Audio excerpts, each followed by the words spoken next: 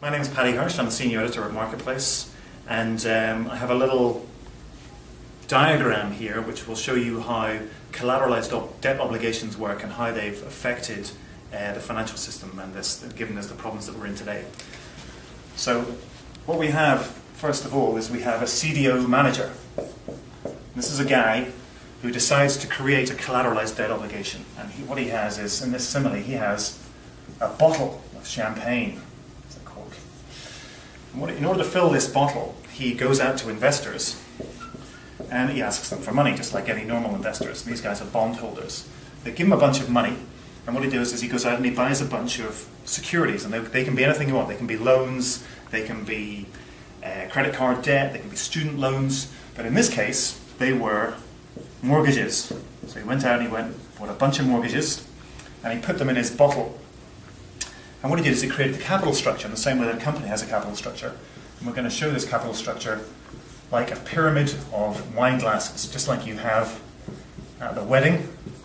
Maybe you have people pile up those glasses with the idea of pouring champagne into them, all set in a nice silver tray. And each of these glasses, as a security, is rated according to their riskiness. So the top rate is AAA, this is AA, triple B, double B, and then this bottom, the tray, is the equity. We won't worry about that so much at this point.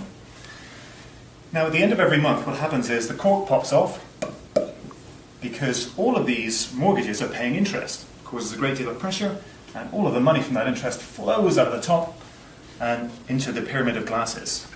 Now, because these are the least risky and pay the least interest, they get filled up first. Then the second row gets filled up, then the third row gets filled up, finally the fourth row gets filled up, and then the equity tranche, the big silver tray at the bottom, gets filled up.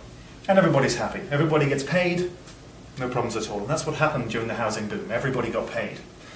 But what happens whenever, say, one of these mortgages, or say 30% of these mortgages or mortgage holders stop paying their mortgage? Well, it means that there's a lot less interest being paid and a lot less bubbly coming out of the top of your champagne bottle. So it means that the first glass may get filled, hence the least risk and the lowest payment. The second set of glasses may get filled. Even the third set of glasses may get filled, but the last set of glasses does not get filled. They're empty. So it's a bit of a problem for these guys, also a problem for the equity holders, because they're not getting paid either. But you've got a whole asset class, a whole tranche of holders that are not being paid any interest at all. Of course, they're being compensated as a result, because their rate was 10% if they did get paid, whereas these guys were 7%, these guys got 5%, and these guys got 3%. Now, where this situation becomes complicated is where you have another asset manager who decides to go out and build a champagne bottle, or have a champagne bottle, but instead of filling it with mortgages, what he decided to do was fill it with these mortgage-backed securities from the CDO. These are the mortgage-backed securities, and he took, say, one of the glasses from the bottom row, from the double B, because they paid 10%. In the boom, these glasses were generating 10% a month. So he filled this bottle up with these glasses that were generating 10% a month. Now, that's no problem whenever this pyramid is full and everyone's paying their mortgages. But if only 30% pay and the bottom rung of glasses is not being filled up, well, suddenly this champagne bottle, when the cork pops at the end of the month, is generating 0. Now, he has got his own pyramid of glasses. That is to say, he's got his own investors to satisfy.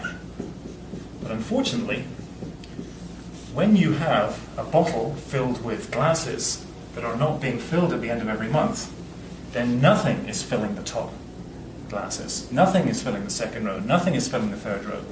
And yet, they are still rated as if they were as safe as the original asset.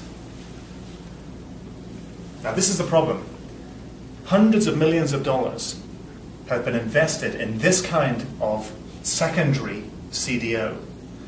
And this is the situation that we find ourselves in. These investment managers, CDO managers like this one here, have gone out and they've hawked these bonds to people all over the country, and in fact all over the world. Pension managers in Norway, through to people at CalPERS and pension managers and mutual fund managers here in the US. The net result is that these investors have packed our funds with these securities which are not paying anything now and are liable never to pay anything again, especially if the situation in the housing market persists and people stop, either foreclose on their houses or stop paying mortgages or default or whatever it may be.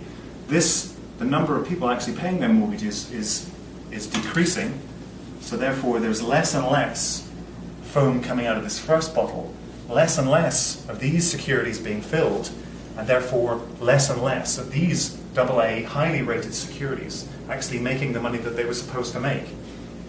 The result is that we're in a mess of our own making, or a mess of these bank managers making, or these fund managers making. The fact that these securities have been poorly rated by the ratings agencies who did not understand the knock-on effect of a few people failing to pay their mortgages has left us all, well, frankly, as Rico says, needing a drink.